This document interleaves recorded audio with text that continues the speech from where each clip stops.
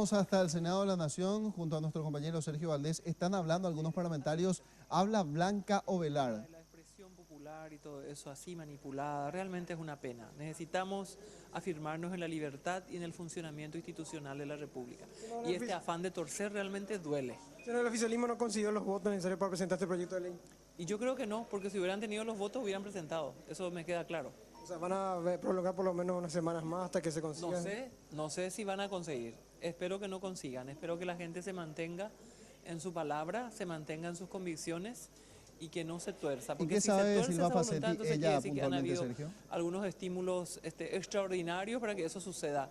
No sé qué puede hacer, qué puede suceder para que alguien cambie de postura ante algo que está tan claro, tan contundente. La letra y el espíritu de la Constitución está tan claro. Por más de que algunos expertos digan lo contrario, porque hay algunos constituyentes que dicen que vía enmienda se puede hacer, no se puede cambiar.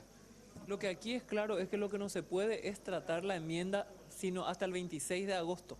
Eso es clarísimo. Son dos cuestiones que están en juego.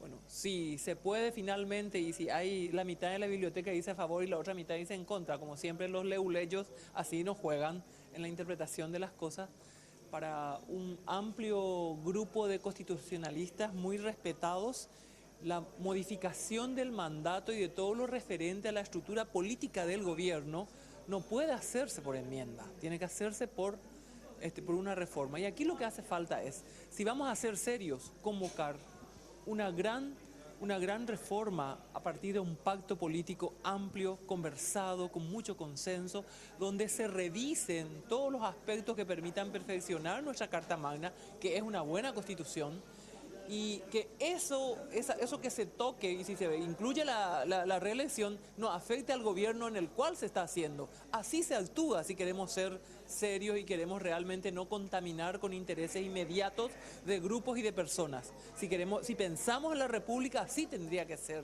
nuestro accionar. Y yo creo que esa es una deuda de la clase política, hacer un gran pacto. Pero un gran pacto significa un gran acuerdo. No es una tranza por debajo, con intereses en juego de grupos y de personas y con intercambio de favores. Eso no es pacto, eso es transar. ¿Usted cree que el llanismo está en eso? Estoy hablando de pacto político, que significa una altura moral y un acuerdo a la luz del día, donde se ponen sobre la mesa las cuestiones centrales que nos preocupan como sociedad y donde los ciudadanos paraguayos y los referentes políticos se comprometen y hacen algo para sacar adelante al país. Esa es la deuda histórica de la clase política que yo espero que se pueda lograr en un futuro no lejano. ¿Se ve que existe el pacto entre Cartes y Llano? ¿Existe ese pacto? Yo no sé si tienen pacto o no. Vamos a ver sancionar, vamos a ver cómo actúan. Y ahí hay que tomar las decisiones y las inferencias. Bueno, palabras de la senadora Blanca Ovelar. Acaba de terminar la sesión, hubo mucha expectativa con relación a lo que podía acontecer en esta sesión. Finalmente se trataron los 7 puntos que estaban en el orden del día, pero no el tema de la enmienda, pues no se presentó el proyecto de ley. Bueno, Sergio, ya tenemos listas las notas que realizabas más temprano al senador Blas Llano y al expresidente y senador Fernando Lugo. Sí, Fernando Lugo, como decíamos en el contacto anterior, se mantuvo en su, textualmente, taxativamente dijo nuevamente de que no está a favor de este proyecto de enmienda, sí que está habilitado por la Constitución actual, pero como hoy se presentó un petitorio por parte de jóvenes y él sigue teniendo la insistencia por parte del Frente Guazú de que se candidate, deja abierta esa posibilidad. Pero escuchemos también lo que decía el senador Lugo con relación a la famosa corrida de dinero que supuestamente hay aquí en la Cámara de Senadores. Esto decía Lugo. Seguramente que vamos a considerar, ¿verdad? Pero les digo de nuevo que yo me mantengo firme en lo que he hecho en agosto y lo mismo ahora. Pero cuando dice que va a considerar... Y considerar significa que discutir dentro del Frente Guazú. Y dentro del Frente Guazú hay una bancada, ¿verdad? Tenemos posturas divergentes.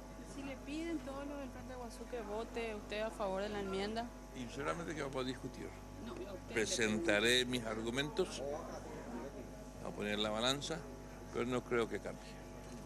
Senador, solo con la enmienda usted podría ser habilitado para ser candidato. ¿Esa es la única vía usted considera? No, la reforma. Solo por la reforma.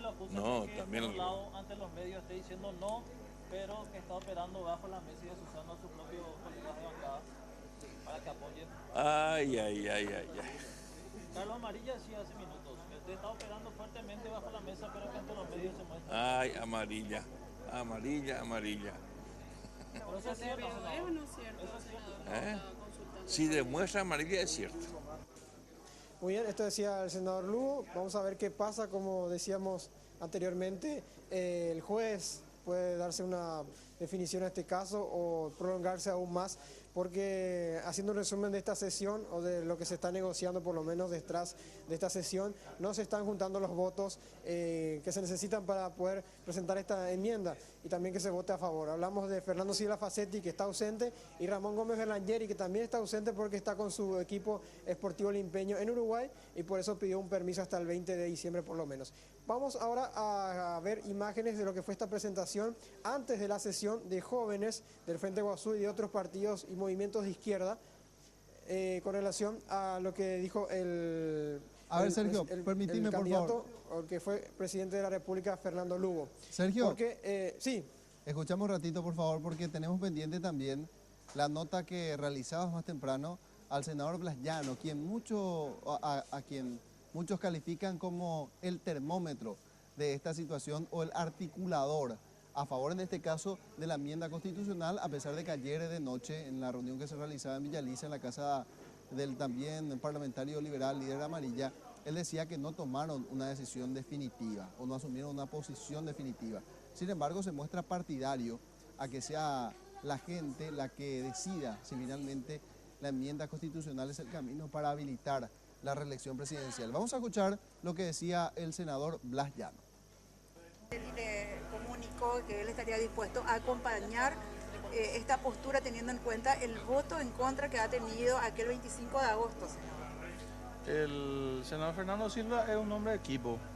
Probablemente nos acompañe en la decisión que podamos tomar.